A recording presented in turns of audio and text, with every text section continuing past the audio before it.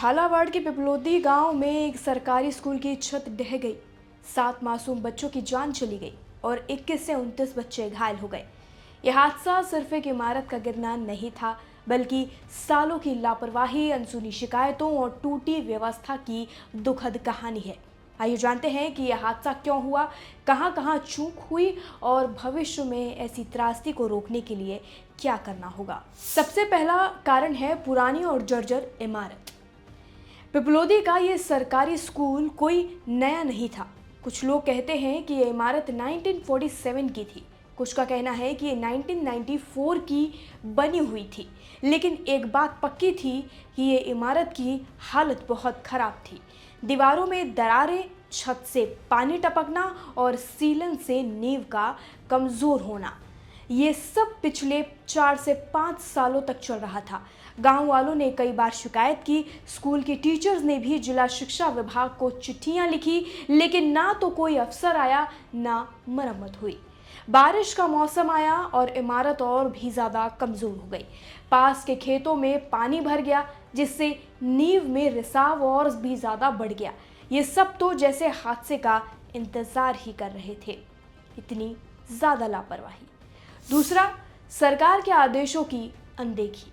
14 जुलाई 2025 को राजस्थान शिक्षा विभाग ने साफ साफ आदेश दिया था कि सभी स्कूलों की इमारतें चेक करो, जर्जर बिल्डिंग्स की लिस्ट बनाओ, खराब छतों को बंद करो, बच्चों को दूसरी जगह शिफ्ट करो और गड्ढों, जलभराव या खुले तारों को ठीक करो। लेकिन पिपलोदी के स्कूल का नाम उस लिस्ट में था ही नहीं। ना कोई इंस्पेक्शन हुआ, ना कोई कार्रवाई। जिला शिक्षा विभाग ने स्कूल को जैसे भुला ही दिया। अगर उस आदेश को गंभीरता से लिया होता तो शायद यह हादसा टल सकता था। अगला है, हादसे वाले दिन की कहानी क्या है, ये जान लेते हैं। 25 जुलाई 2025 की सुबह बारिश हो रही थी। सुबह 7:30 बजे स्कूल की घंटी बजी। बच्चे प्रार्थना के लिए इकट्ठा हुए, लेकिन बारिश की वजह से उन्हें ग्राउंड की बजाय क्लासरूम में ही बैठा दिया गया। कुछ देर बाद बच्चों ने देखा कि छत से छोटे छोटे कंकड़ गिर रहे हैं। डर कर उन्होंने टीचर्स को बताया, लेकिन टीचर्स ने बच्चों को डांट कर अंदर बैठा दिया। वो खुद बाहर बैठकर पोहा खा रहे थे।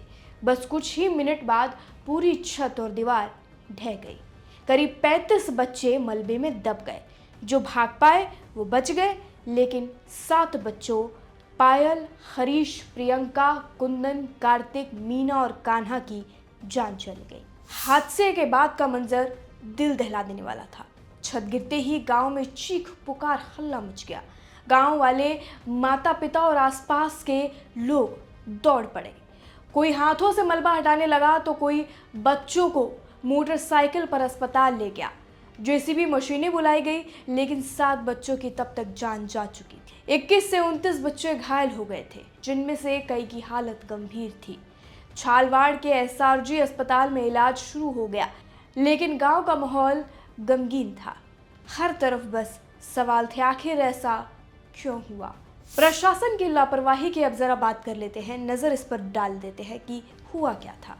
इस हादसे के पीछे कई स्तरों पर लापरवाही की गई। सबसे पहले, स्कूल की इमारत की हालत को जानते हुए भी कोई मरम्मत का काम नहीं हुआ। गांव वालों की शिकायतों को अनसुना कर दिया गया। दूसरा, शिक्षा विभाग के आदेशों को लागू नहीं किया गया। तीसरा, टीचर्स ने बच्चों की चेतावनी को गंभीरता से नहीं लिया। और सबसे बड़ा सवाल, बजट का क्या हुआ।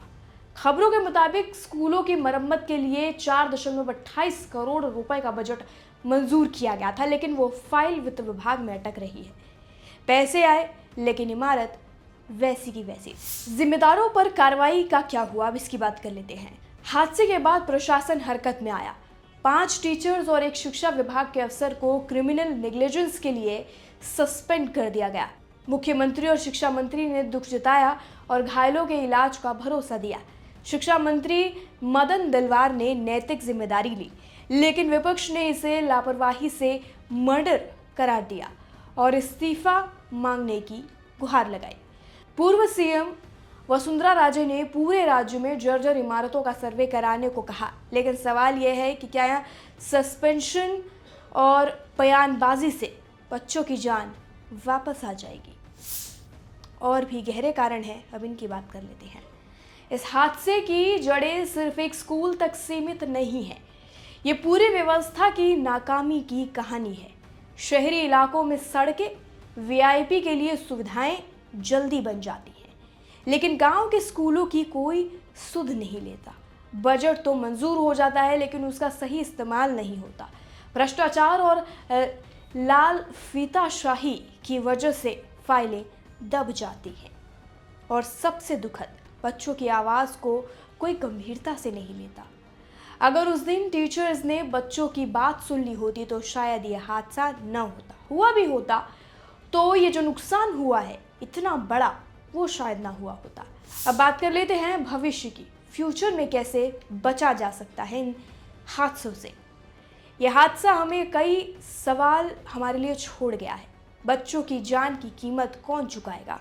सिर्फ सस्पेंशन और जांच कमेटी से क्या होगा? हमें ठोस कदम उठाने होंगे। सबसे पहला, सुरक्षा ऑडिट। पूरे राज्य में स्कूलों की इमारतों की जांच हो।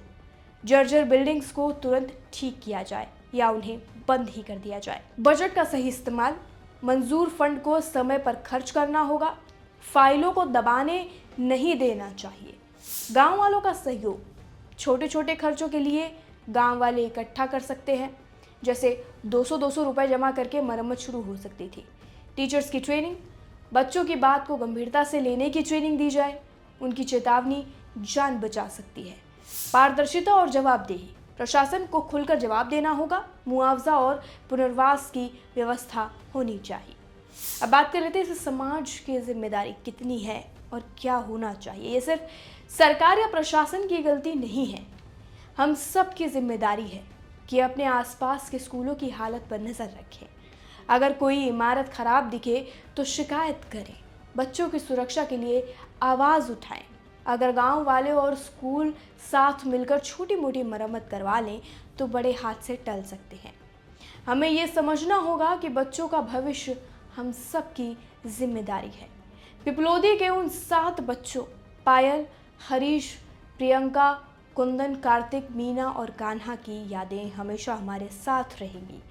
ये हादसा हमें याद दिलाता है कि लापरवाही की कीमत कितनी भारी भी हो सकती है। आइए हम सब मिलकर ये सुनिश्चित करें कि ऐसा हादसा दोबारा ना हो। बच्चों का भविष्य सुरक्षित करना हमारा, सरकार का, प्रशासन का, सबका हक है और जिम्मेदारी भी। फिलहाल के लिए इस वीडियो में इतना ही। बाकी जानकारी के लिए और अपडेट के लिए, देश दुनिया से जुड़ी सभी खबरों के लिए जुड़े रहिए और देखते रहिए लोकमत हिंदी।